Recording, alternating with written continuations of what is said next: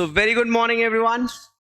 जैसा कि आप लोगों को मालूम है आज नया चैप्टर है एंड नए चैप्टर की स्टार्टिंग से पहले अपन हमेशा अपने हैंड रिटन नोट्स के लिए जो परंपरा है अपनी उसको स्टार्ट कर लेते हैं। नया चैप्टर, नई पीडीएफ विल बी एफआई में 24। आई होप आपका प्रॉपरली आप लोगों को ये स्क्रीन विजिबल है। And now one more thing I am asking on a very serious note, आपका आईसीआई का मॉड्यूल आपके साथ है कि नहीं? आईसीआई का मॉड्यूल है कि नहीं साथ में? ठीक है, उसको जब मैं रेफर करने को बोलूं तभी रेफर करना, अदरवाइज साइड में रख देना, अपने को कोई दिक्कत नहीं उससे। ठीक है, चलिए। सो chapter name is, you all know, financial instrument. थोड़ा सा इसका विड्थ बढ़ाना पड़ेगा। चलिए, फाइनेंशियल इंस्ट्रूमेंट्स। मैं आपको बोलूं ये चैप्टर काफी इजी है व्हेन यू थिंक ऑफ कि यार नहीं, कुछ नया सीखने के पर्पज से अगर हम आ रहे हैं। मतलब अगर मैं बोलूं कि ये चैप्टर ऐसा चैप्टर है कि अगर आपने अकाउंट्स पढ़ा और फाइनेंशियल इंस्ट्रूमेंट नहीं पढ़ा तो फिर आपने कोई अकाउंटिंग स्टैंडर्ड का कुछ भी नॉलेज जो भी आपने गेन किया सब साइड में। हर अकाउंटिंग स्टैंडर्ड में, हर इंडियस में, गुड मॉर्निंग शबनम, हर इंडियस में, हर अकाउंटिंग स्टैंडर्ड में ये सभी चीजें इस फाइनेंशियल इंस्ट्रूमेंट चैप्टर के कहीं ना कहीं रेफरेंसेस आते ही रहते हैं। सीए फाइनल लेवल पर इसका वेटेज आप लोगों को मालूम ही है।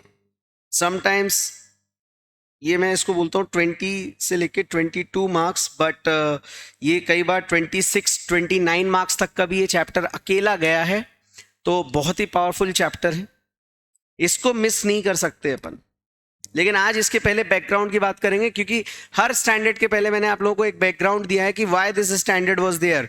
मेरी फोकस हमेशा आपकी कंसेप्चुअल क्लैरिटी पर रहती है, रादर देन कि भाई हाँ ये क्वेश्चन है कर लो। मेरे को रटाने से कोई मतलब नहीं है। So will be going very easily, slowly and precisely, जब तक कि आपको समझ में नहीं आता। गुड मॉर्निंग आकाश पटेल। सर कितने इंडेस हैं इसमें?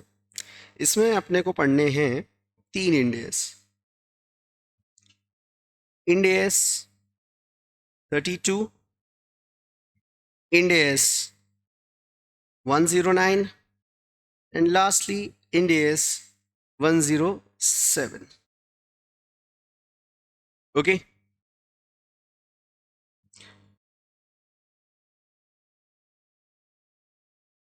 now what is the benefit? Sir पहली बात तो नाम बता दो इनके। इसमें आप ये मान के चलना कि ये जो आपके इंडेस हैं इसमें ये डिस्क्लोजर वाला है, इस पे अपना फोकस बहुत रेयर रहने वाला है। ये प्रेजेंटेशन की बात करेगा, ये मीजरमेंट वगैरह की बात करेगा, रिकॉग्निशन एंड मीजरमेंट।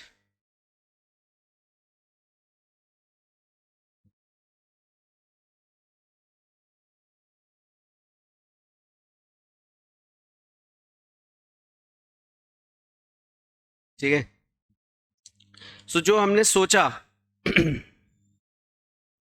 कि व्हाट शुड बी डन, पहले स्टैंडर्ड क्यों है, स्टैंडर्ड का रीजन क्या है, why this standard came into existence. Because ऐसा तो कुछ नहीं था कि भाई स्टैंडर्ड्स तो बहुत सारे क्रिटिकल इश्यूज पर आए, बट ये स्टैंडर्ड टेक्निकली क्यों लाया गया और ये सबसे लेट क्यों लाया गया, ये भी अभी रिसेंटली इंडिया के आने के बाद ये ज़्यादा प्रेवलेंट हुआ और सबसे पहले इसको एप्लीकेबल करने की ज़्यादा लोगों में थी। आप लोगों को मालूम है वाई फाइनेंशियल इंस्ट्रूमेंट? एनीवन? क्योंकि देखो 1-to-1 इंटरेक्शन होना है और बहुत ज़रूरी है इंटरेक्शन। इंटरेक्शन के बिना आपका और मेरा मिलना लाइव बैच में बिल्कुल निरस्त है, कोई फ़ायदा नहीं है। फाइनेंशियल इंस्ट्रूमेंट का मतलब क्या होता है ये सब अपन पढ़ेंगे, but why financial instrument, why, what's the reason behind it? Anyone? Anyone?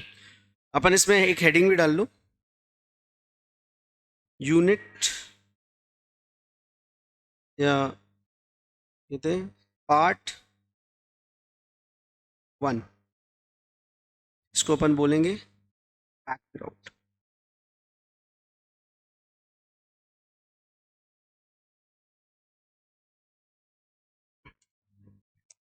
ये साथ साथ में लिखते चलना है। Proper head and their valuation, Shahrukh का आंसर आया कि sir segregation of assets in the proper head and their valuation, okay, एक आंसर ये आया। बाकी Akash sir various types of investments के मेजर को करने के लिए एक इन्वेंटरी चाहिए थी, तो like loan from bank, debenture, equity investment, dividend, okay. Buying and selling of shares stock, तो पहले तो AS13 था ना यार इन सब कामों के लिए, AS13 AS9 ये सब थे ना, फिर क्यों लेके आए? एनीवन, जैसे शाइनी ने बोला AS13 था, ओके, और शाइनी का कहना है सर कॉम्प्रिहेंसिव नहीं था। हर्ष तुम्हारा रिप्लाई AS9 AS13 AS11 इन सब में चीजें थी और कंपनीज एक्ट के शेड्यूल्स भी थे। सब्सटेंस ओवर फॉर्म के लिए, सब्सटेंस ओवर फॉर्म के लिए, ओके, और फेयर प्रेजेंटेशन, ओके। घूम फिर के कहीं ना कहीं कुछ ना कुछ इलॉजिकल आ रहा है। मैं आपका एक बैकग्राउंड क्लियर करने की कोशिश करता हूं थोड़ा सा। There was no standard behind share capital, there was no standard behind trade receivable, there was no standard behind कि आपका एक बैलेंस शीट में आइटम आता है क्या कहते हैं रिजर्व्स इन सरप्लस वगैरह, there was no standard at all। क्या हमारी अकाउंटिंग रुकी कभी? नो। आपने बचपन से, अगर आप कॉमर्स बैकग्राउंड के हो तो आपने 12th स्टैंडर्ड में अगर आप इशू कर रहे हो शेयर कैपिटल तो आप एंट्री क्या पास करते थे? Just let me know in the chat box, आप एंट्री क्या पास करते थे? शेयर इशू किया, शेयर इशू करने के बाद क्या एंट्री करते थे? Sir bank to share capital, bank to share capital ना, ओके। और मान लीजिए अगर उसी में वो जो शेयर कैपिटल है ये हमें सिखाया गया कि sir bank to share equity share capital, okay, और मान लीजिए 10 रुपए का शेयर है, 10 रुपए के शेयर को 12 रुपए पे इशू किया, 10 रुपए के शेयर को 12 रुपए पे इशू किया, तो क्या एंट्री पास कर देते? Sir bank to equity share capital to security premium reserve, okay, मतलब 10 रुपए का पार्ट हम कर देते थे शेयर कैपिटल पे और 2 रुपए रिजर्व पर, सिक्योरिटी प्रीमियम पर, यस और नो? ये था। Can you think why this breakup? Why there is a need of this breakup? What's the advantage? Anyone? भाई अभी लिखना मत अब इसके आगे जब तक मैं ना बोलूं, ध्यान से समझने की कोशिश करना। अपन अभी एक लॉजिक डेवलप कर रहे हैं कि why this standard needed? Oh, to know what the cost and what's the premium. Okay, my question to all of you is कि sir, what is the benefit do we get? Sir, cost share actual value of share is different from its nominal value. Okay, nominal value ना, but ठीक है ना, accounts के point of view से बोलो ना, ये तो कंपनीज एक्ट के हिसाब से तुमने बोल दिया। What is the logic behind it? Why this breakup? I am asking what's the advantage? भाई 12 रुपए की चीज है, 12 पे करो ना।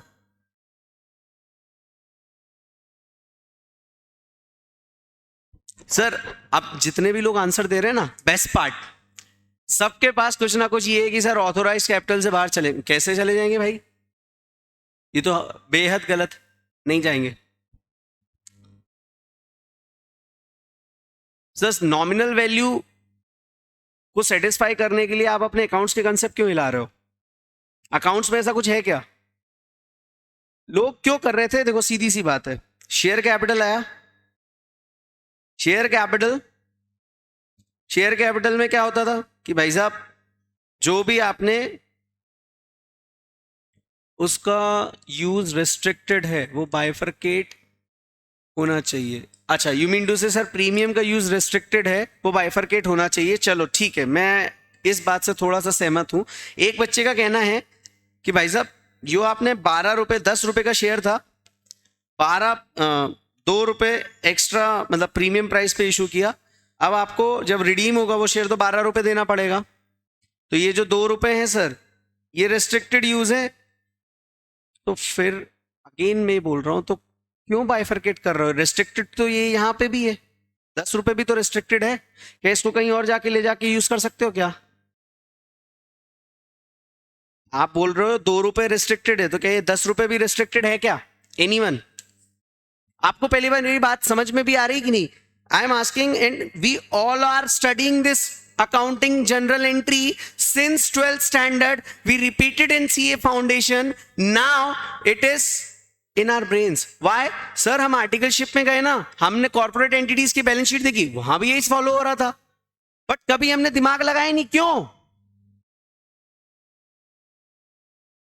Why? आप सबने मेरे साथ शेयर बेस्ड पेमेंट पढ़ लिया, कंसोलिडेशन पढ़ गया। हाँ, शुभम का कहना है sir our responsibility is to pay, our responsibility is to पे, एक सेकेंड ना शुभम, हाँ sir, our responsibility is to pay 10 rupees only. भाई साहब अगर आप ये सोच रहे हो कि आपको शेयर होल्डर को 10 रुपए ही देने हैं, तो मैं आपको बता दूं बहुत गलत सोच रहे हो आप। क्यों? क्योंकि शेयर होल्डर के लिए अपनी लायबिलिटी क्या आएगी? असेट्स लेस लायबिलिटी, जो भी बचा what ever is left is for share holders.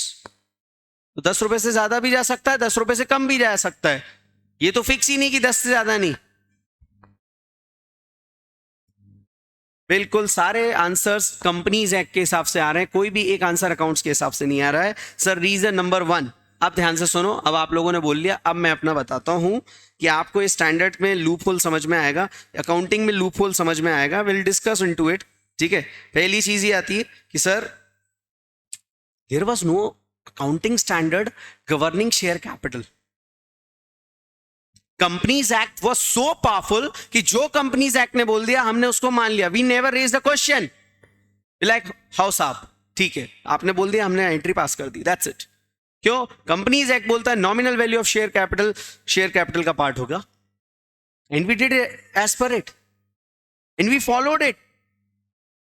But in IFRS, Ind AS, they are like भाई 12 रुपए में आप इश्यू कर रहे हो, तो फिर आपकी शेयर कैपिटल 12 रुपए से आनी चाहिए, दैट्स इट। ध्यान से समझना, शेयर कैपिटल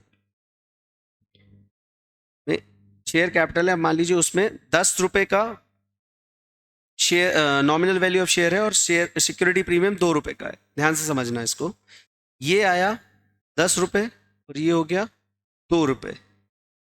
ये जो ब्रेकअप है, व्हाई दिस इज, इसके पीछे मैंने आपसे रीजंस पूछे तो आप सभी बच्चों ने मुझे आंसर दिया कि सर कंपनीज एक्ट बहुत पावरफुल है, हम कंपनीज एक्ट के हिसाब से सोच रहे हैं। कंपनीज एक्ट में बोला है face value nominal value of the security will be in the head of equity share capital, and जो अमाउंट एक्स्ट्रा है, जो अमाउंट एक्स्ट्रा है 2 रुपए का, वो क्या कर रहे हैं सर? वो हम सिक्योरिटी प्रीमियम में डाल रहे हैं। बट मुझे एक बात बताओ,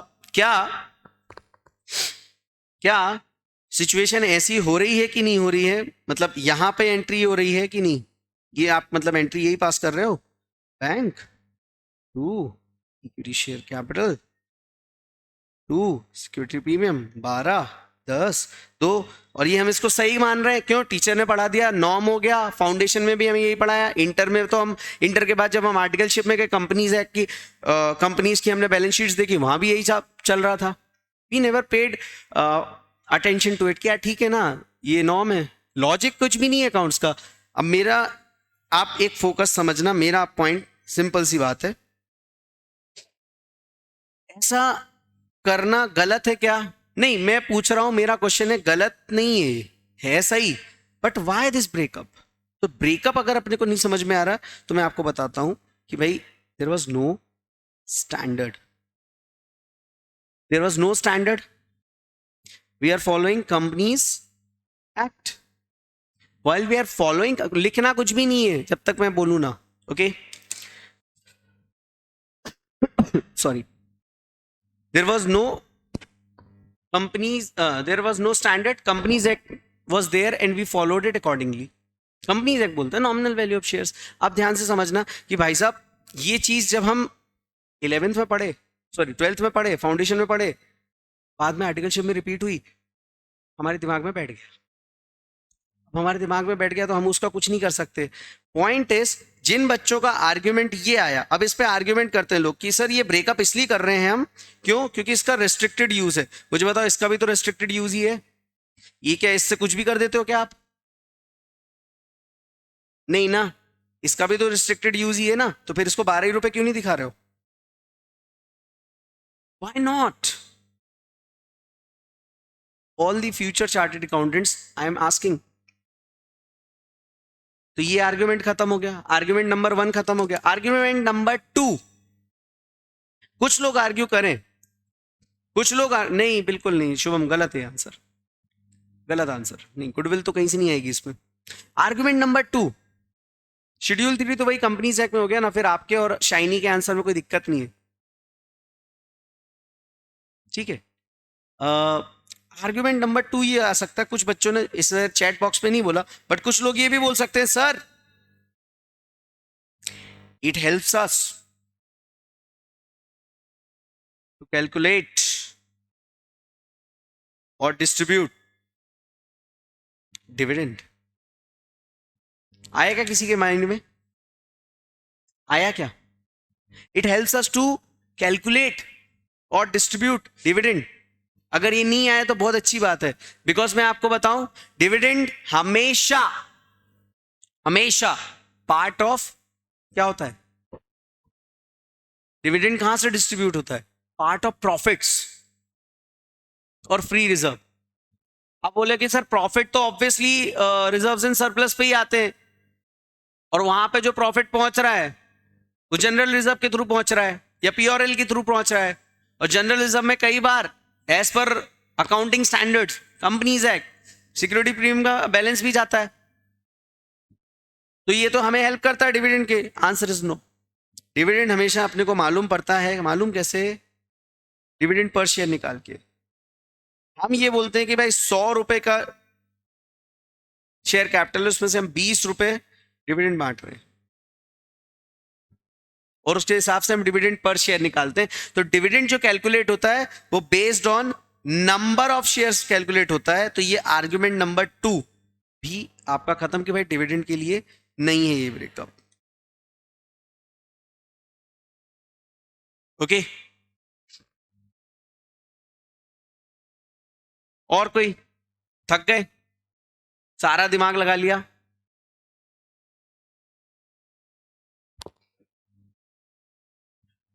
एक और आर्ग्यूमेंट आया था, सर 10 रुपए से ज्यादा हम दे नहीं सकते। 10 रुपए हम किसको देंगे?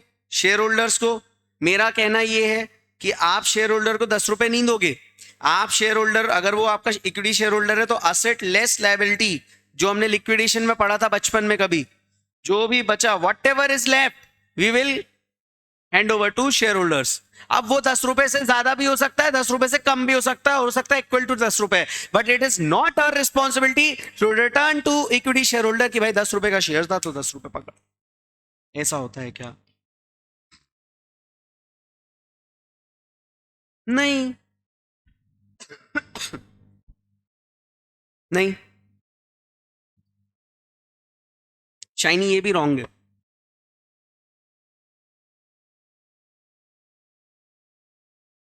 अच्छा, एक और बात मैं बोलूं, ये रिजर्व का पार्ट भी नहीं है। कितने लोगों को लगता है ये रिजर्व है? क्या ये रिजर्व है? आपको मैं बताऊं, ये 2 रुपए भी कैपिटल ही है। ये 2 रुपए भी कैपिटल है हमारी। सर कैसे, क्या बात कर रहे हो? अभी बताता हूं, देखो आप क्या कर रहे हो, ध्यान से समझना। यहां पे 10 रुपए की कैपिटल, 2 रुपए का प्रीमियम, इसको आप जब रिडीम करोगे तो 12 रुपए देने हैं आपको। तो आप क्या करोगे, 12 रुपए को कैसे करोगे, 10 रुपए का शेयर कैपिटल में कर दोगे, 2 रुपए का प्रीमियम ऑन रिडम्पशन दिखाओगे, और फिर इस 2 रुपए के प्रीमियम ऑन रिडम्पशन को इस 2 रुपए से सिक्योरिटी प्रीमियम वाले से सेट ऑफ मार दोगे। यही करते थे आप? यही करते थे कि नहीं करते थे? एनआई से ये 12 रुपए आपके शेयर कैपिटल का ही काम कर रहा है। अरे यस और नो? जब भी आप शेयर होल्डर को पैसे दोगे, it is nothing but redemption of shares.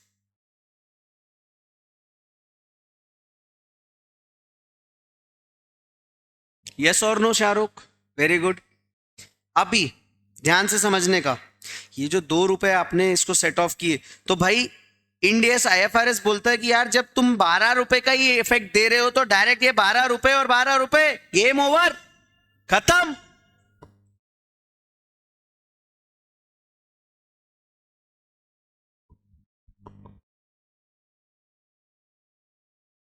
Sir क्यों ये इसने IFRS और इंडियस ऐसा क्यों कर रहे हैं? क्योंकि सर ये तो पूरा गलत हो गया। आप क्या कर रहे हो, बैंक टू इक्विटी, प्रैक्टिकली यही हो रहा है।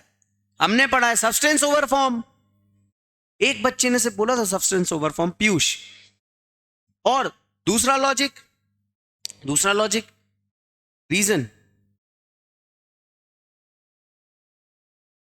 नंबर 1, ये जो ₹2 है ना extra, is capital only.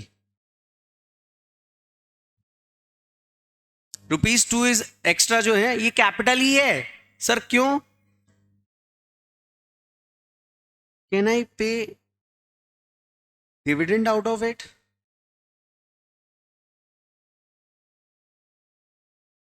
Answer is no. Sir dividend नहीं पे कर सकते तो फिर क्या करोगे आप? Sir you can use security premium but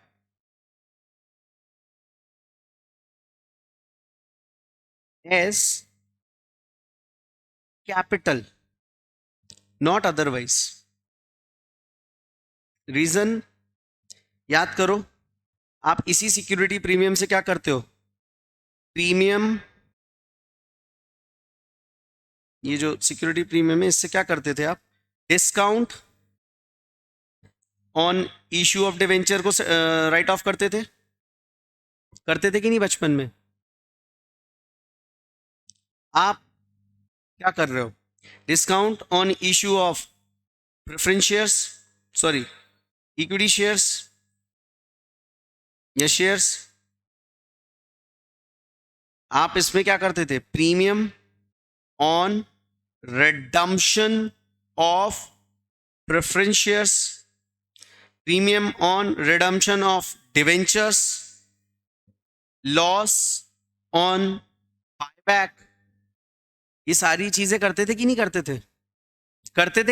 थे? तो मुझे बताओ, ये जो 5 ट्रांजैक्शन है, अब कई लोग इसमें ये बोल देंगे सर, जैसे कि संस्कार ने बोला sir this is the specific use, ये यही तो यूज करते थे, तो ये यूज काय के हो रहे हैं? कैपिटल के ही तो हो रहे हैं। Issue of debenture, shares, redemption of debenture, buyback, ये काय का है? ये कैपिटल पे ही तो इंपैक्ट आ रहा है। और याद करना, इसीलिए 2021 में मिनिस्ट्री ऑफ कॉर्पोरेट अफेयर्स ने पहले ये शब्द होता था security premium reserve, security premium reserve. आप लोगों ने बचपन में पढ़ा होगा जब आप 11th-12th में होंगे। सिक्योरिटी प्रीमियम रिजर्व था, 2021 के नोटिफिकेशन में उन्होंने रिजर्व वर्ड हटा दिया। They have taken back. Why? To match up with the Indies. Indians बहुत क्लियरली बोलता है कि भाई साहब 12 रुपए का शेयर इशू किया ना, नॉमिनल वैल्यू कुछ भी हो, आपको मिले कितने? 12 से एंट्री पास करो, बैंक टू इक्विटी, खत्म। Equity includes capital, that's it.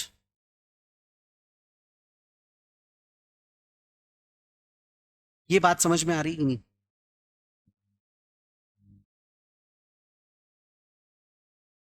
And sir ये जो अपन ने बचपन में पढ़ा, इसका ये तो मतलब, इसका मतलब ये गलत है? नो, गलत नहीं है।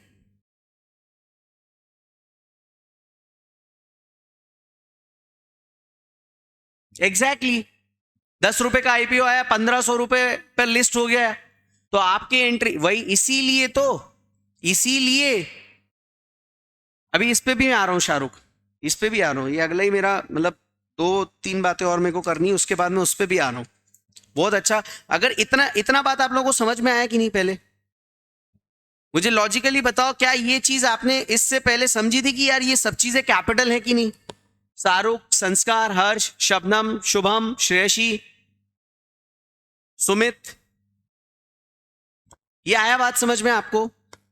मैं थोड़ा सा टाइम लूंगा क्योंकि फाइनेंशियल इंस्ट्रूमेंट इज, मैं बोलता हूँ ना, कंसोलिडेशन बिजनेस कॉम्बिनेशन तो इंपॉर्टेंट है ही, बट फाइनेंशियल इंस्ट्रूमेंट उससे भी ज्यादा इंपॉर्टेंट है। ये चैप्टर सीए फाइनल का हार्ट है, दिल है। जैसे इंटरमीडिएट में कंसोलिडेशन था अपने लिए, अमलगमेशन था। ठीक है, चल ये समझ में आया यहां तक? अच्छा, तो क्या सर हम यहां पे थे, क्या ये पूरा गलत है क्या? No, it's not at all wrong sir, ये भी गलत नहीं है, बट ज्यादा करेक्ट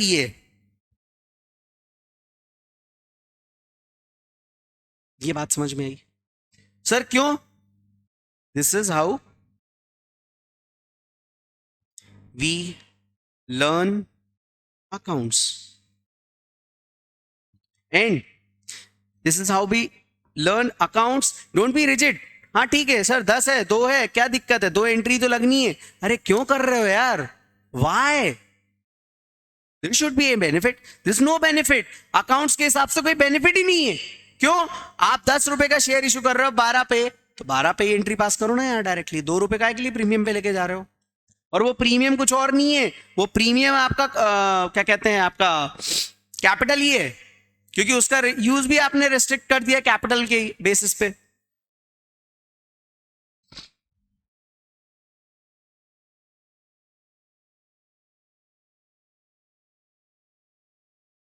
प्राइमरीली कुछ भी हाइड नहीं करता कंपनी। अगर आप प्रोस्पेक्टस देखोगे ना, तो कंपनी भी लाइक कि ये नॉमिनल वैल्यू ऑफ शेयर्स है और इतने पे हम इतने पार्ट पे हम इशू कर रहे हैं, दैट्स इट। तो वो जो इशू पार्ट है उस पे अपने को रिकॉग्नाइज करना है। नॉमिनल वैल्यू से कम पे नहीं हो सकता है शेयर इशू, बट नॉमिनल से ज्यादा पे ही होगा अगर होता भी है। और उस बेसिस पे अगर आप सोच रहे हो,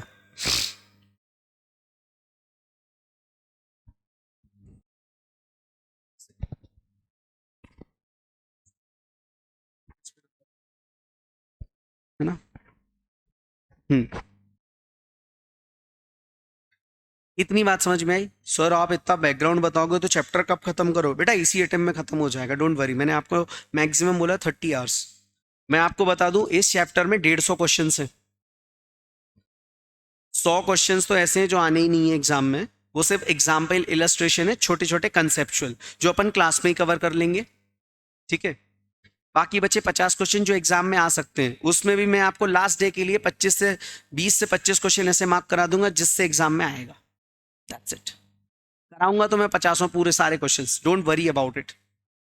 आपने पिछले इंडियस जो मेरे से पढ़े हैं, आपको पता है मैं बड़े चैप्टर्स मॉर्निंग में क्यों ले रहा हूँ, क्योंकि अपनी इफिशियंसी भी अच्छी रहती है, स्पीड भी अच्छी रहती है। लेकिन जब अपन स्टैंडर्ड स्टार्ट करते हैं थोड़ा सा स्लो रहते हैं, कारण अपने स्टैंडर्ड के पीछे के लॉजिक सारे क्लियर होने चाहिए, अदरवाइज अपन क्या करेंगे, कोई मतलब नहीं। और एक बात और बोलूं सर, स्टैंडर्ड क्यों नहीं, अकाउंटिंग स्टैंडर्ड इशू नहीं किए थे क्या? किए थे।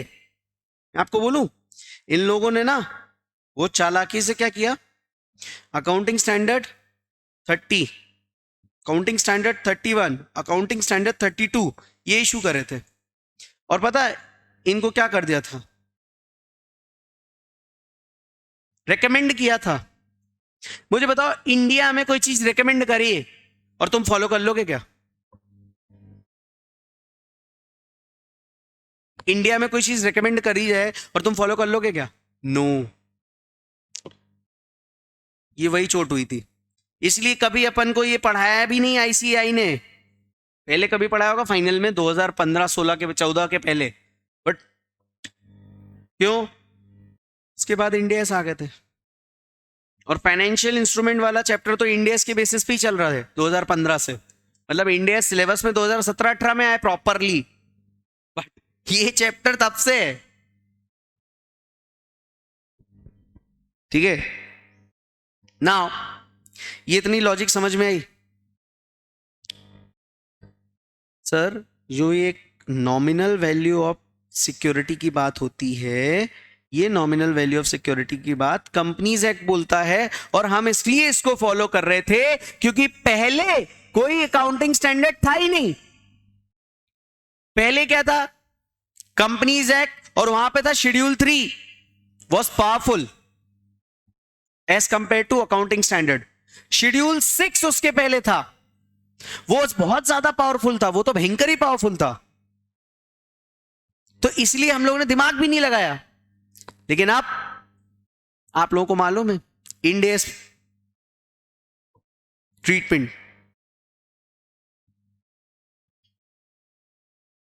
और जब इंड एस आया ना तो इंड एस का क्लियर लॉजिक था। इंड एस जो आया वो कन्वर्जेंस किसका है सर? आईएफआरएस का है। आईएफआरएस और इंड एस का सीधा सीधा कहना है we did not understand this breakup, it's as simple as that, bank to equity. तो शेयर कैपिटल भी नहीं लिख रहा, खत्म। We did not understand but we kept showing it like bank, लेकिन still we still do bank to premium. क्यों? It is also part of capital only, it's use is for capital only, ये भी capital ही है, and we did not even change. अब एक बात और मैं बोलूं, आप अगर ध्यान से नोटिस करोगे ना तो शेड्यूल 3 डिवीजन जो 2 है उसके हिसाब से ये दोनों कहां आ रहे हैं? इक्विटी में, और statement of changes in equity. Statement of changes in equity याद है, मैंने बेसिक्स में पढ़ाया था। उसमें सिक्योरिटी प्रीमियम अलग है, अलग से दिया हुआ है, और बाकी के रिजर्व्स अलग दिए हैं, रिजर्व्स एंड सरप्लस अलग हैं। इसको अलग से इज्जत दी गई है। क्यों दे के रखी? क्यों? और पहले इसको रिजर्व मानते थे तो ये लॉजिक फिट नहीं बैठ रहा था, तो इस लॉजिक को फिट बैठाने के लिए ये वर्ड हटा दिया, और अब ये बचा है ये। और आप देख लेना आपके मॉड्यूल में, अगर आपने वो मेरा वीडियोस नहीं देखे या आपने शुरुआत में मेरे से बैच नहीं ज्वाइन करी थी तो आप मेरा इंट्रोडक्शन के 5 लेक्चर्स के अंदर ही मैंने ये सब बोला है। आप देखना statement of changes in equity के अंदर ना सिक्योरिटी प्रीमियम अलग से दिया हुआ है और बाकी के रिजर्व्स अलग दिए हुए। So I hope now you guys are seeing it very properly, और बहुत ध्यान से देख रहे होगे। आप लोगों ने मेरे से शेयर बेस्ड पेमेंट पढ़ा था, याद है? शेयर बेस्ड पेमेंट पढ़ा था आपने मेरे से, आप लोगों को याद है? मैंने उसमें वहां पे ऑप्शन था एक्सरसाइज के टाइम पे, on the date of exercise of option, on the date of exercise of option अगर कोई बैलेंस रह जाता है शेयर बेस्ड पेमेंट रिजर्व में तो हम उसको जनरल रिजर्व में ट्रांसफर कर देते थे। और मैंने आपको बोला था ये इंड एस की रिक्वायरमेंट नहीं है, शेड्यूल 3 की रिक्वायरमेंट है। मैंने आपको वहां बोला था। क्यों बोला था आज बताता हूं। शेयर बेस्ड पेमेंट रिजर्व जो था उसमें ऑन एक्सरसाइज डेट पर जो ऑप्शन एक्सरसाइज हो गए उनको तो कोई दिक्कत नहीं, वो रिकॉग्नाइज हो गए, लेकिन जो बैलेंस बचा उसको आईसीआई क्या करता है? जनरल रिजर्व में डाल देता है। अगर जिसने केयरफुली इंड एस पढ़ा है ना वो आपको बिल्कुल नहीं बोलेगा कि इसको जनरल रिजर्व में डालो, but still it's a norm. Sir ये नॉर्म कहां से आया? नॉर्म आया था गाइडेंस नोट 19 के हिसाब से। सर गाइडेंस नोट 19 क्या था? जो ईशॉप की अकाउंटिंग बताता था पहले, बिफोर इंड एस 102, इसके पहले। तो वहां ईशॉप का जो बैलेंस था वो हम जनरल रिजर्व में ट्रांसफर करते थे। अब वो गाइडेंस नोट था, गाइडेंस नोट रिकमेंडेटरी थे, ये मैंडेटरी हो गया। अब ये मैंडेटरी हो गया तो यहां उन्होंने बोला ही नहीं कि बैलेंस को जनरल रिजर्व में ट्रांसफर करो, आपका जो बच रहा है आप उसको कंटिन्यू करो। शेयर बेस्ड पेमेंट रिजर्व, मान लो शेयर बेस्ड पेमेंट रिजर्व में 10,000 आ रहा है, आप इसको ट्रांसफर करना चाहते हो कर लो। At the end of the day दोनों कहां दिखने? अदर इक्विटी में। अरे यस और no, you are getting my point. तो इंड एस की मैंने ये दोनों एग्जाम्पल क्यों समझाए? शेयर कैपिटल वाला ये लूप होल समझ में आया आपको? There is no logic into it. Ind AS भी लाइक आपके जो हेड हैं, अच्छा उसमें भी याद है एक एंट्री अपन पास करते थे एम्प्लॉय स्टॉक ऑप्शन स्कीम में, मतलब शेयर बेस्ड पेमेंट में employee benefit expense account debit pass करते थे कि नहीं? एम्प्लॉय बेनिफिट एक्सपेंस डेबिट करते थे कि नहीं? आप चाहो तो उसको शेयर बेस्ड पेमेंट एक्सपेंस भी कर सकते हो।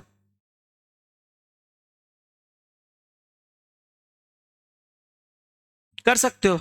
क्यों सर, ये जितने अमाउंट से जा रहा है वो पीओरएल में जाएगा, और वो पीओरएल में किस हेड में आएगा, एम्प्लॉय बेनिफिट एक्सपेंस में ही आएगा।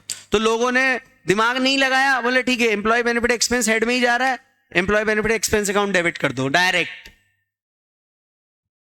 आपको ये मेरे 3 आर्ग्यूमेंट हुए अभी। 3 आर्ग्यूमेंट क्या हुए, एक तो शेयर कैपिटल वाला, दूसरा मैंने balance of reserve, general reserve जो ट्रांसफर हो रहा है इशॉप आउटस्टैंडिंग वाला, और तीसरा मैं बोल रहा हूं शेयर बेस्ड एक्सपेंस को एम्प्लॉय बेनिफिट एक्सपेंस बोल दिया। इंडेस बोल रहा है नाम नहीं देखना है, हेड प्रॉपर आ रहा है कि नहीं। Are you getting it? Logic समझ में आया?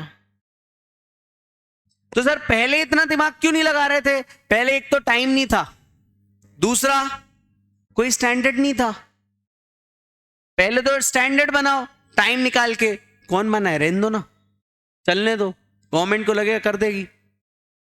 तो thanks to Ind AS you are getting this things in your mind. तो अब आपको समझ में आया कि सर अगर वो जो employee benefit expense account debit हो रहा है उसको अगर आप शेयर बेस्ड पेमेंट एक्सपेंस भी करोगे तो वो पीएनएल में आके आएगा तो इसी हेड में ना। जनरल रिजर्व में ट्रांसफर किया नहीं किया, वो आना तो अदर इक्विटी में ही ना। सिक्योरिटी प्रीमियम में आपने 2 रुपए डाला नहीं डाला, वो जाएगा तो शेयर कैपिटल का ही पार्ट ना, सोकी में ही दिखेगा ना। वो शेयर कैपिटल मतलब इक्विटी का पार्ट ही दिखेगा ना। ये बात कितने लोगों को अब थोड़ा सा दिमाग में आई?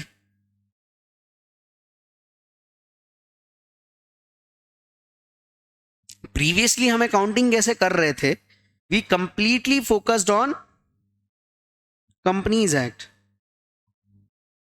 We didn't even give logic about anything. अभी ये बात समझ में आई? ये लूपहोल समझ में आए आपको? ये लूपहोल्स ही तो है छोटे छोटे। चलो अब ये फालतू की डिस्कशन अपन ने बहुत सारा कर लिया। आई होप आपको ये चीज समझ में आ गई। शाहरुख शाइनी, अच्छा चैट बॉक्स पे यस करना है मेरे को, है ना? चैट बॉक्स पे करना है, तुम लोगों का अटेम्प्ट आने वाला है, मैं बहुत बहुत क्लियरली बोल रहा हूँ, चैट बॉक्स पे करना है अपने को reply. I hope you are getting the logic behind this all, है ना? मैंने से भी आपको एक्सप्लेनेशन के लिए, समझाने के लिए, बैकग्राउंड क्रिएट करने के लिए, ये इंडियस का लॉजिक समझ में आया कि इंडियस की रिक्वायरमेंट क्यों पड़ी। Now I am telling you one more logical thing जो शायद आपको मालूम भी होगी, लेकिन आप, अच्छा ये सब बातें ना आपको मालूम है, बट आप लोगों ने भी दिमाग इसलिए नहीं लगाया क्योंकि इतना टाइम नहीं है, वी डिडंट हैव टाइम, और पहले कोई स्टैंडर्ड भी नहीं था, अब आ गया। जनरली लोग क्या करते हैं, फाइनेंशियल इंस्ट्रूमेंट में डायरेक्ट चालू हो जाते हैं, इंडेक्स 32 है, डेफिनेशन है, चालू हो जाओ, ये है ये है। क्यों क्यों पढ़ना है मुझे इतना? और भाई अगर आपका एग्जाम में 20-25 नंबर का चैप्टर आ रहा है, मैं आपको बहुत क्लियरली बोलूं इसमें, अब मैं एग्जाम पॉइंट ऑफ व्यू से भी बात करूंगा। ये तो अपन ने लॉजिक क्लियर कर लिया, लॉजिक क्लियर है, अभी लॉजिक अधूरा है, मुझे एक चीज और लिखवानी है आपको, और वो अब लिखेंगे अपन इसके बाद जो मैं भी लिखूंगा अभी आपसे। श्रेयसी समझ में आया? सुमित समझ में आया आपको? संस्कार, हर्षवर्धन, और जिनकी एग्जाम मई में है और वो पहले कभी किसी और से भी क्लास कर चुके हैं, स्टिल ये लॉजिक थोड़ा बहुत समझ में आया। आई नो शायद मैं टाइम लूं, बट मेरी ये गारंटी है कि एफआर में 70 नंबर आप ला सकते हो, उससे नीचे तो अपने को बात ही नहीं करनी है एफआर में। और एफआर लेंदी है, अगर आपको कॉन्सेप्ट्स ध्यान है तो कम क्वेश्चंस में भी आप 70 नंबर ला सकते हो। मेरे को इतना मालूम है कि लोगों के, जितने भी मेरे स्टूडेंट हैं, बिना क्वेश्चन बैंक के भी इतने कॉन्फिडेंट रहेंगे जितने लोगों के क्वेश्चन बैंक के साथ भी नहीं रहते। आई होप ये बात मेरी क्लियर है आपको, ठीक है? Now background, hashtag number 1, why this standard,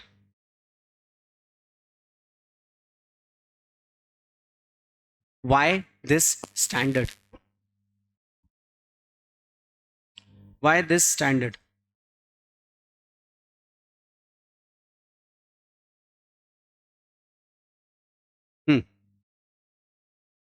चलो एक बैलेंस शीट बनाओ मेरे साथ।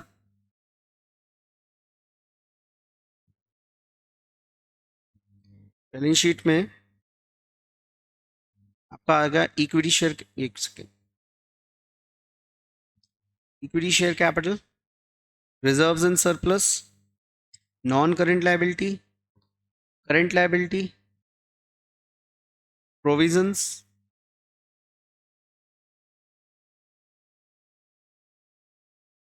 ठीक है। इधर क्या आएगा? PP, intangible, investment, inventory, trade receivable, bills receivable, cash in bank, loans and advances. Yes और नो?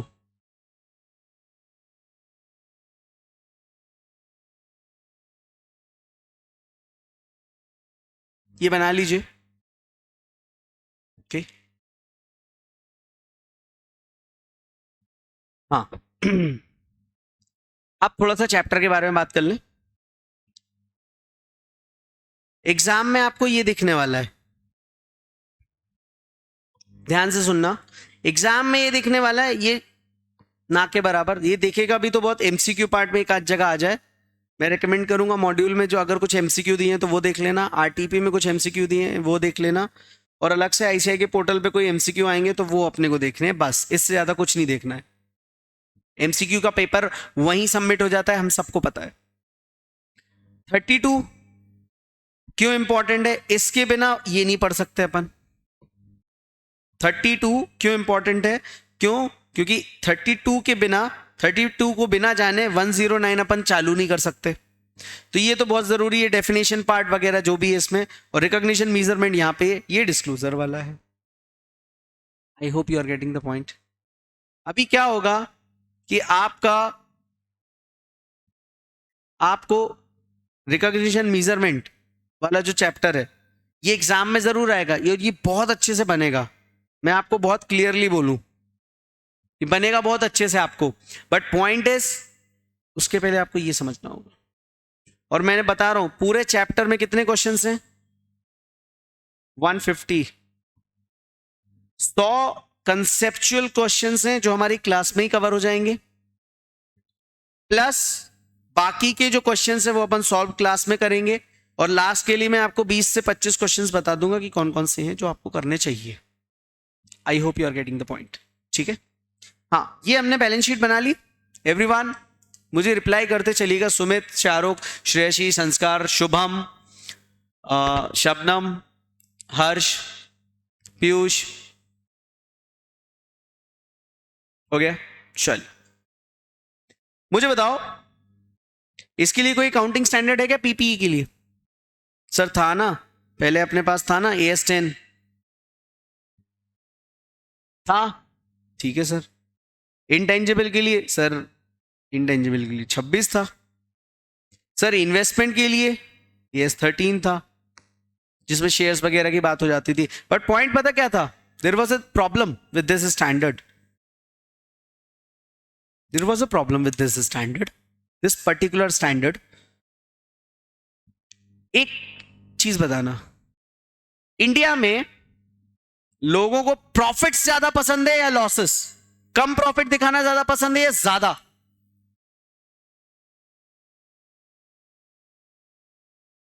हर्ष बोल रहा है कम।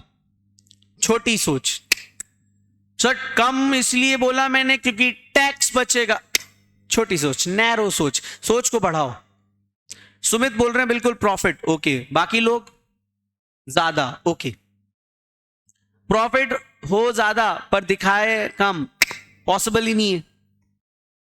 आजकल भैया स्टार्टअप की दुनिया है, आप सब जानते हो कि प्रॉफिट जितना ज्यादा दिखेगा वैल्यूएशन उतना ज्यादा हो गया और शेयर प्राइस उतनी ज्यादा जाएगी।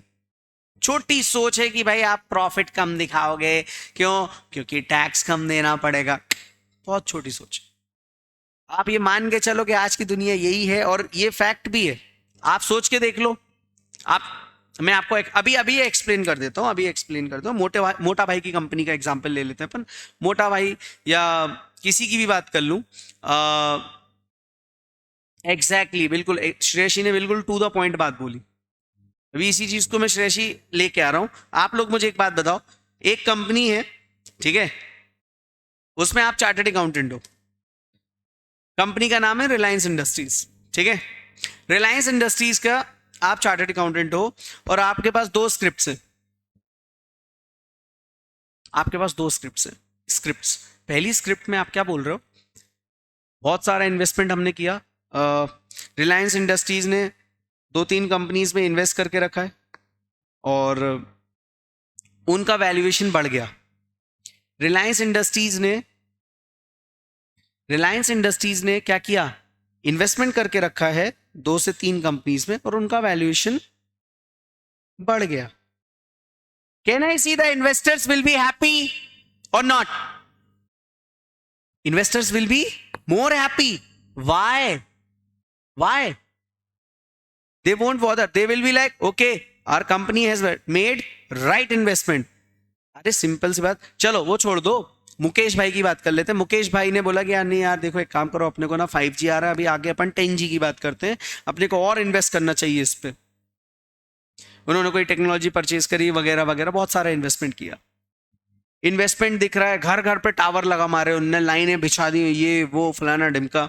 इन्वेस्टर्स भी हैप्पी, आज नहीं तो कल प्रॉफिट बढ़ जाएगा। यस और नो? ज्यादा प्रॉफिट दिखाया। स्क्रिप्ट नंबर 2, आप चार्टर्ड अकाउंटेंट हो और आपने क्या किया? अच्छा, प्रॉफिट ज्यादा दिखेगा तो ऑब्वियसली मार्केट कैपिटलाइजेशन बढ़ेगा, मार्केट कैपिटलाइजेशन बढ़ा तो प्रॉफिट बढ़ेगा, आपका वैल्यूएशन बढ़ जाएगा, नेटवर्थ बढ़ जाएगी आपकी। Script number 2, there is a possibility, ध्यान सुनना, possibility share price might get down. It's not gone down as of now. अभी शेयर प्राइस कम नहीं हुई है, ऐसा पॉसिबिलिटी है। मुझे बताओ, अगर ये न्यूज़पेपर में या अखबार में छप गई और इन्वेस्टर्स क्या करते हैं? खबर ही तो पढ़ते हैं। या ये खबर बाहर आई तो इन्वेस्टर्स को क्या लगेगा? ओ हर्षित मैं अपनी सिचुएशन में अपना नाम रख रहा हूं, आप अपनी सिचुएशन में अपना नाम रखना। आप चार्टर्ड अकाउंटेंट हो रिलायंस के, मैं चार्टर्ड अकाउंटेंट हूं रिलायंस का, और इन्वेस्टर्स भी like Harshit has made a wrong investment. क्यों? There is a possibility that the share price might gone down. मुझे बताओ मार्केट प्राइस क्या होगी? मार्केट प्राइस क्या होगी? ध्यान सुनना, डाउन हो जाएगी। अगेन मान लो वो एक्चुअल में ही प्राइस डाउन हो जाए तो और भयंकर बंटाधार। तो दोनों पॉसिबिलिटी, या तो एक्सपेक्टेशन भी हुई तो भी मार्केट प्राइस डाउन जाएगी, और अगर एक्सपेक्टेशन नहीं एक्चुअल में भी हो गया तो भी जाना तो नहीं चाहिए। प्रॉफिट कितना दिखाना चाहिए? इन्वेस्टमेंट कितना दिखाना चाहिए? ऐसा दिखाना चाहिए पॉजिटिवली दिखाना जाए।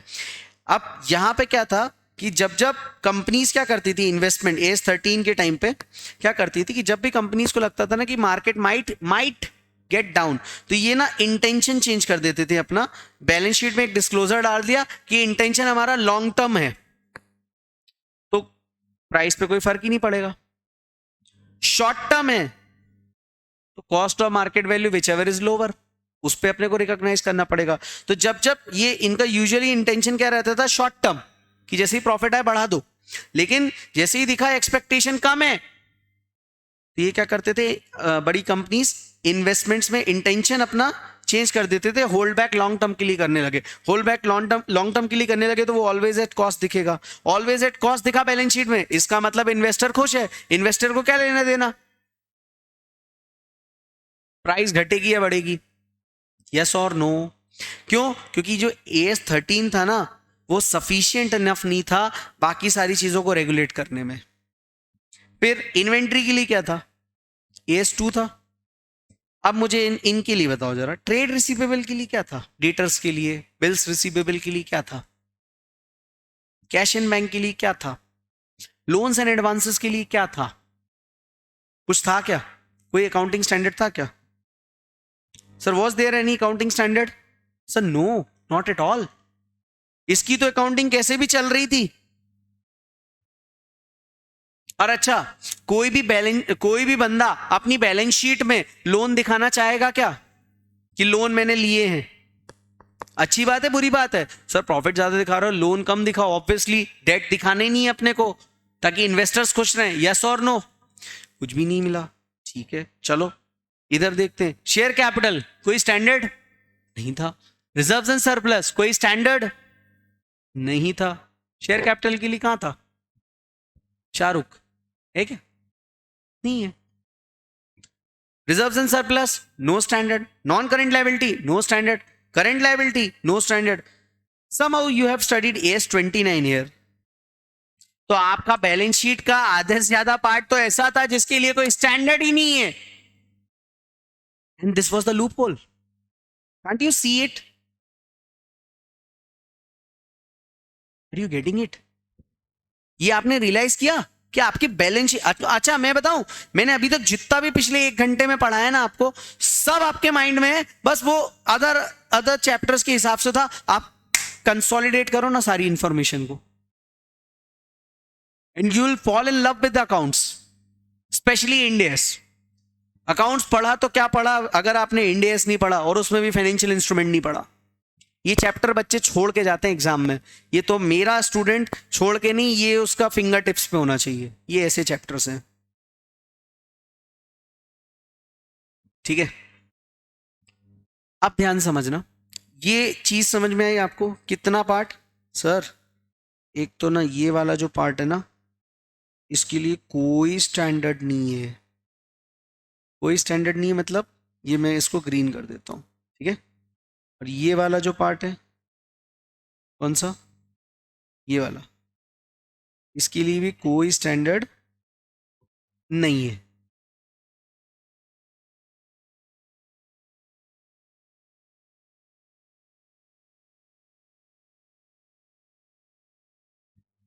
चलो, हो गया? इतना समझ में आया? So that is why Ind AS for financial instruments came. आपको इसकी अकाउंटिंग करनी, इसकी करनी, इसकी करनी, इसकी करनी, इसके कोई लूप होल्स हैं, ये सब कवर करेगा, सबको कवर करेगा तेरा फाइनेंशियल इंस्ट्रूमेंट। तो यहां पे नोट डाउन करना, this standard covers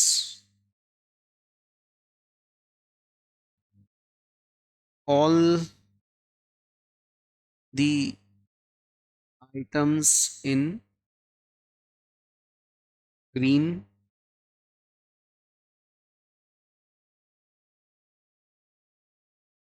covered in green highlight। ये ग्रीन हाईलाइट मत करो, येलो कर दो इसको, येलो हाईलाइट, ठीक है? इसको अपन हाईलाइट कर देते हैं चारों,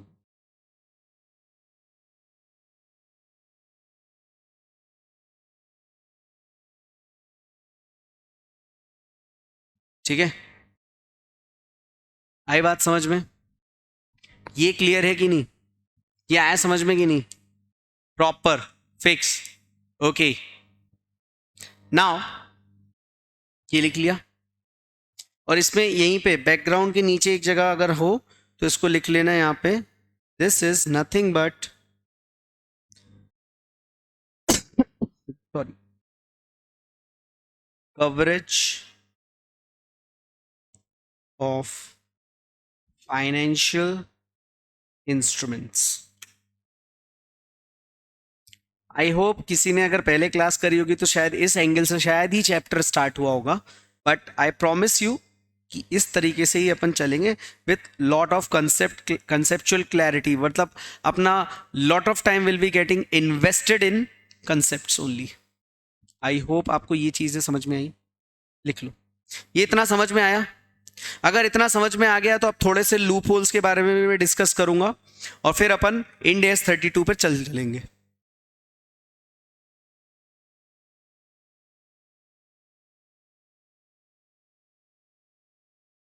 ये लिख लिया? मुझे बता देना सुमित, पीयूष, सारिका, शाइनी, माधुरी,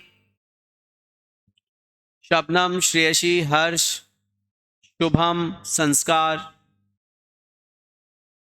शाहरुख। ओके, ये समझ में आया कि नहीं सबको? मैं ये पूछ रहा था वैसे।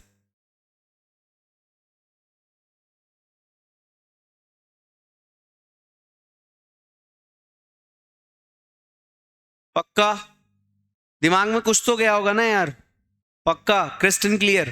कॉन्फिडेंस आ रहा है कि चैप्टर कर पाओगे कि नहीं? क्योंकि आप लोगों को सब एक डर है ना, फाइनेंशियल इंस्ट्रूमेंट नहीं होगा, सब होगा।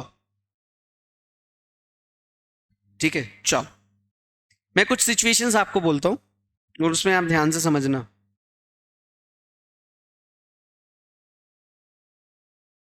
क्या क्या कवर कर लिया? इसके लिए कुछ नहीं है, इसके लिए कुछ नहीं है, मतलब डेटर्स वगैरह के लिए नहीं है, बिल्स रिसीवेबल के लिए कुछ नहीं है, कैश इन बैंक किसी भी अमाउंट पे रिकॉग्नाइज हो जा रहा है, शेयर कैपिटल रिजर्व्स और सरप्लस में ही नहीं समझ पड़ रही है कौन कहाँ पे क्या जा रहा है, नॉन करेंट लायबिलिटी कुछ भी हो रही है, करेंट लायबिलिटी भी कुछ भी डिसाइड होती चली जा रही है। Okay, now we are moving ahead on the few situations. ये सिचुएशन अगर आप लिखो तो अच्छा लगेगा, लिखो उसको। Situation one. सिचुएशन वन क्या बोलती है बेटा?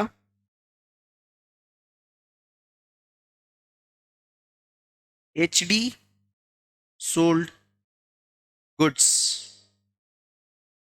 To Harsh for ₹100 on credit. Credit period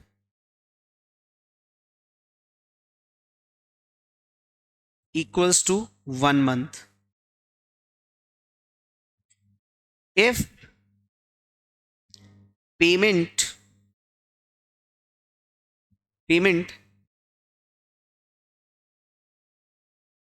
after 1 month, interest at 12% पर। एचडी ने सोल्ड करे गुड्स किसको? हर्ष को, for ₹100 on credit. Credit period कितना अलाउ किया सर? 1 महीना। 1 महीने से लेट हुआ तो क्या है सर? उसको इंटरेस्ट का पेमेंट करना पड़ेगा।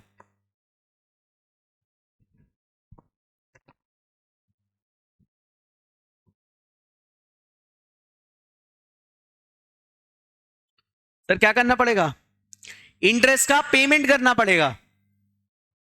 यस और नो? अब मुझे एक बात बताओ,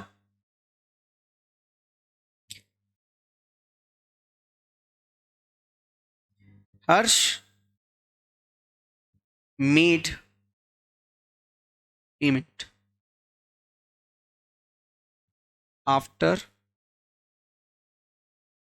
6 months।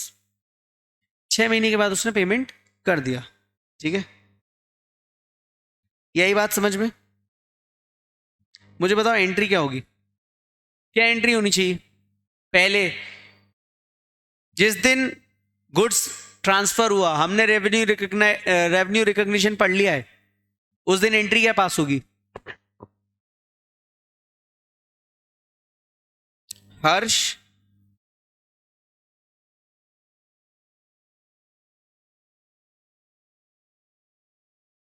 Debit, Harsh debit to Harsh to sales. Sir कितने पे होगी? 100 रुपए पे। ये हम सबने बचपन से पढ़ा हुआ है। अभी मैं ना इसमें लूप होल दिखाऊंगा, देखना इसी ट्रांजेक्शन में और इससे सिमिलर एक और ट्रांजेक्शन में। आपने सेल कितने की रिकॉग्नाइज करी? 100 रुपए की। सर पेमेंट कितने दिन बाद हुआ? 6 महीने बाद, आफ्टर 6 months। हर्ष डेबिट 6 रुपीज, क्योंकि देखो 12% पर एनम है, तो 100 का 12% पर एनम इंटू 6/12 होगा ना, यस और नो? तो 6 रुपए का इंटरेस्ट आएगा। टू इंटरेस्ट ब्रैकेट में लिख देते, P&L में जाएगा ये। और सेटलमेंट वाली डेट पे क्या होगा? बैंक डेबिट टू हर्ष 106।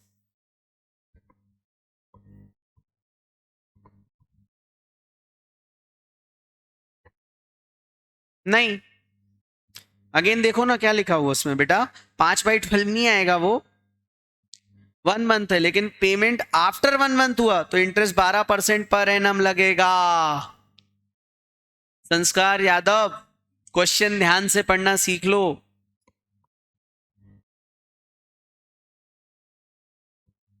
शुरुआत से तेरे क्वेश्चन ही नहीं पढ़ रहा ध्यान से। ये समझ में आया? सर इसमें क्या गलत है? कुछ गलत नहीं है, ये भी सही है। अब सिमिलर काइंड ऑफ एक ट्रांजैक्शन मैं आपको बोलता हूं, सेम लिखना। HD sold goods to Harsh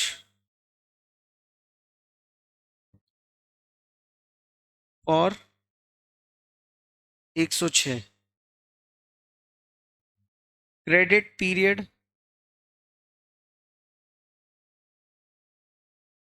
6 months,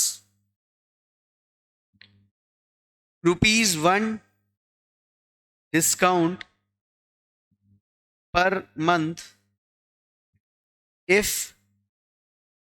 paid earlier. Actually amount paid after 6 months.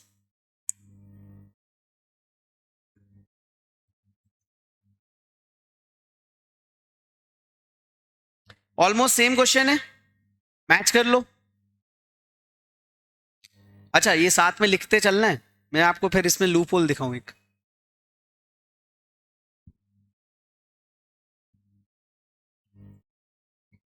Entry क्या करोगे बताओ?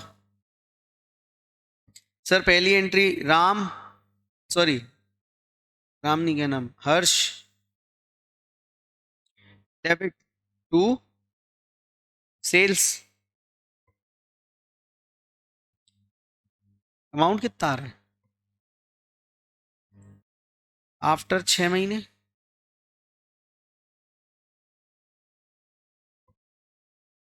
After 6 months।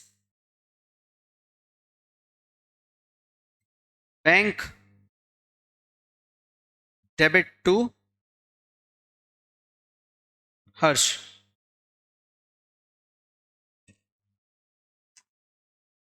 ये दिखाई दिया कुछ इसमें? कुछ अंडरस्टैंड कर पा रहे हो यहां से? क्वेश्चन बिल्कुल सेम है, ऑलमोस्ट सेम है,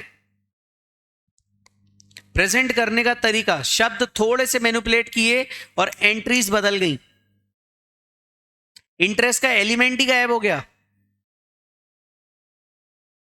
ये दिख रहा है कि नहीं?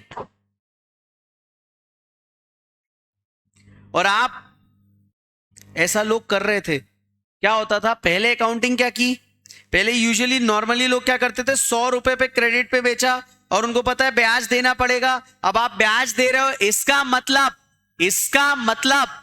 आप क्या कर रहे हो, आप क्या कर रहे हो, आप इंटरेस्ट बुक कर रहे हो। यहां पे क्या हो रहा है, डायरेक्टली 106 पे ही रिकॉग्नाइज कर ली, क्यों? क्योंकि आपने डायरेक्ट बोल दिया 106 में ही बेचा हमने, और आपको पता है 6 महीने से पहले पेमेंट करना नहीं है, तो 6 महीने का इंटरेस्ट क्यों दें, पहले से ही 106 पे कर दो। हालांकि ये कुछ और नहीं, 100 रुपए का गुड्स आप खरीद रहे हो, 6 महीने का इंटरेस्ट पे कोई पैसा ले ही नहीं रहो, ये आपकी पॉलिसी नहीं है। लेकिन क्यों? सिंस आपको इंटरेस्ट P&L में कोई एक्सपेंस नहीं दिखाना है, प्रॉफिट ज्यादा दिखाना है, प्रॉफिट ज्यादा दिखाने के लिए आपने ये एंट्री कर दी। ताकि P&L पे कोई फर्क ना पड़े। I hope you are getting the point. क्या हुआ यहाँ पे, दोनों ट्रांजेक्शन समझने के बाद आप अगर ध्यान से देखोगे तो income is preponed and current years income is overstated. Overstate कर दी ना यहाँ पे आपने। एंड P&L में इंटरेस्ट को बोलते हैं finance charge. Finance charge is not disclosed. ये लूप होल था यहां पे।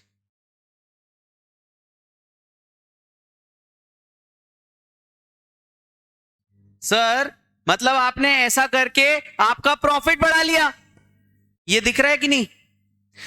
शब्द बदले, एंट्रीज बदल गई, प्रॉफिट बढ़ गया, और तो और पेनल्टी के नाम पे जो इंटरेस्ट भरना था वो भी गायब हो गया, तो एक्सपेंस कम हो गया, प्रॉफिट ओवर स्टेट हो गया। लेकिन क्या इसको आप गलत ठहरा सकते हो? नहीं, जब तक स्टैंडर्ड ना हो।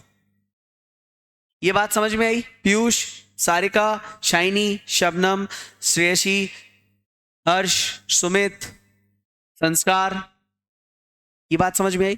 This was the loophole in our system.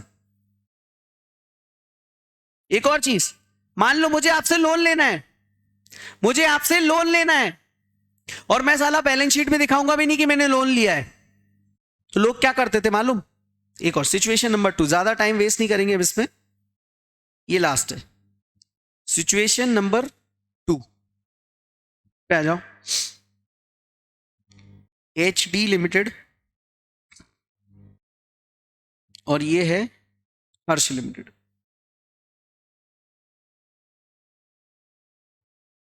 क्या किया? HD ने सोल्ड किए गुड्स ₹100 के, या गुड्स नहीं, कुछ भी सोल कर दिया, सेल कर दिया भाई। Sold something for ₹100 with repurchase agreement. Repurchase agreement हुआ है बेटा। रीपर्चेज एग्रीमेंट क्या होता है? कल कल परसों में ही अपन ने पढ़ा था 115 में। क्या होता है जल्दी बताओ चैट बॉक्स में। With repurchase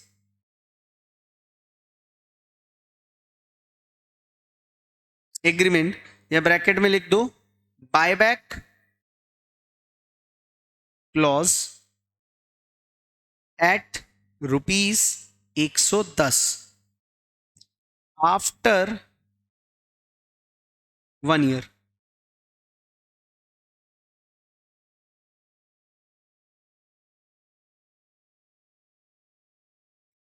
HD purchased after 1 year at ₹110। अब मुझे ये बताओ, ये और नहीं तो क्या, ये क्या हुआ? ये क्या हुआ? लोन ही तो अरेंजमेंट हो गया। लोन अरेंजमेंट हो गया कि नहीं? लोन अरेंजमेंट कैसे हो गया, ध्यान से समझना। इस ट्रांजैक्शन में एक्चुअल में हुआ क्या है? लोन अरेंजमेंट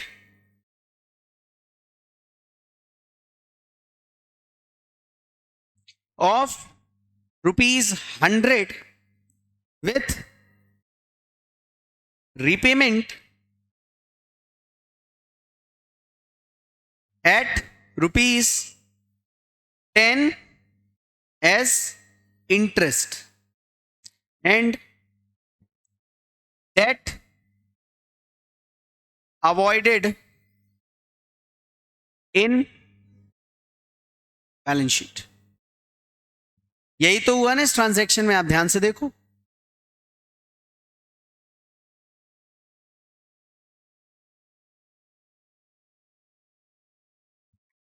यही हुआ कि नहीं हुआ? कहना ही सही, अच्छी बात है गलत बात है? भाई कंपनी क्या कर रही है? प्रॉपरली विंडो ड्रेसिंग हो रही है बैलेंस शीट की। बैलेंस शीट में डेट नाम की चिड़िया भी नहीं आई, और आपने कहा क्या, बैलेंस शीट में डेट भी नहीं दिखाया, इंटरेस्ट भी पे कर दिया, सामने वाले से 100 रुपए का लोन ले लिया और 110 रीपे भी कर दिया 1 साल के अंदर। ये बात समझ में आएगी नहीं? It is nothing but the loan arrangement. लोग ऐसा कर रहे थे। ये लूपहोल समझ में आए दोनों में? तो इसी के साथ हमारा ये टॉपिक खत्म हो रहा है बैकग्राउंड का। सो दिस फाइनली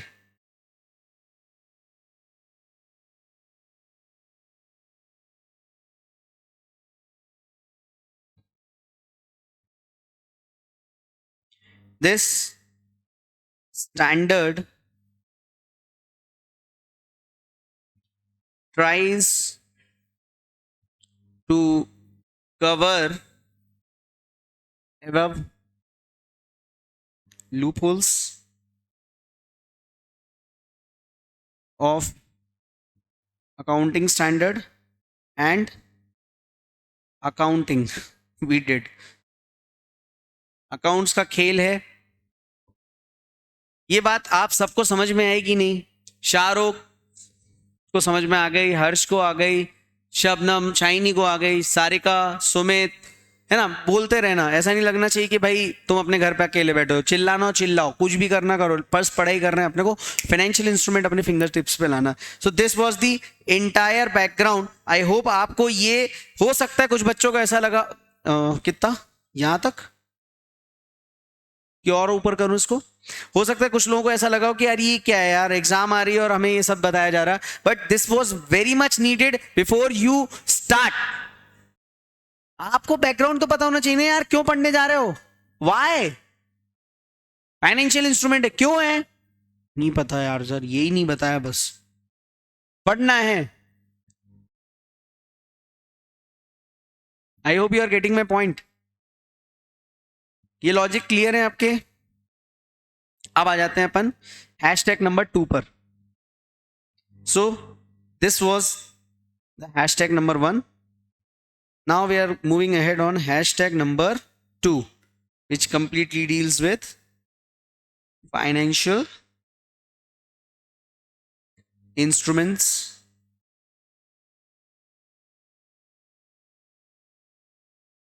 मतलब एक चैप्टर का overview.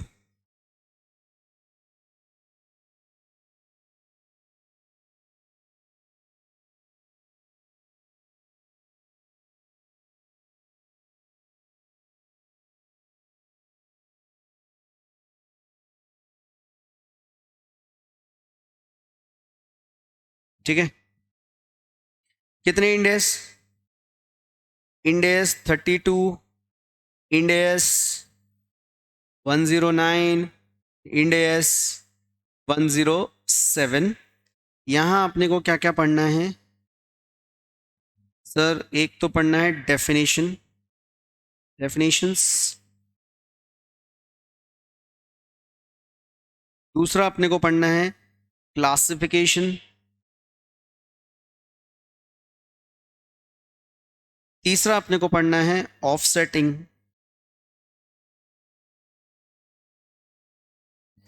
Of financial asset and financial liability. ठीक है,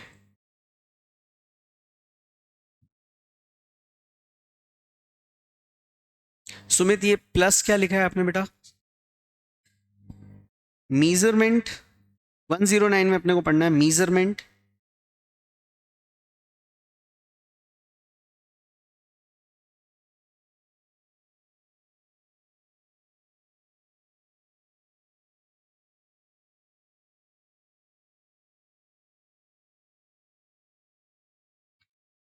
measurement, recognition,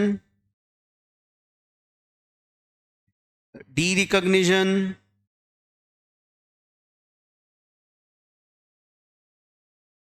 of measurement recognition okay, measurement recognition de recognition of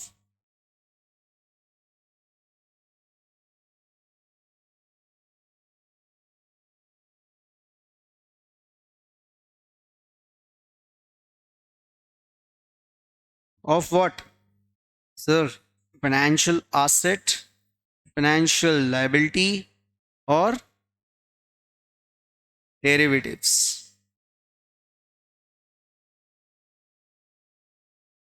And last is disclosure.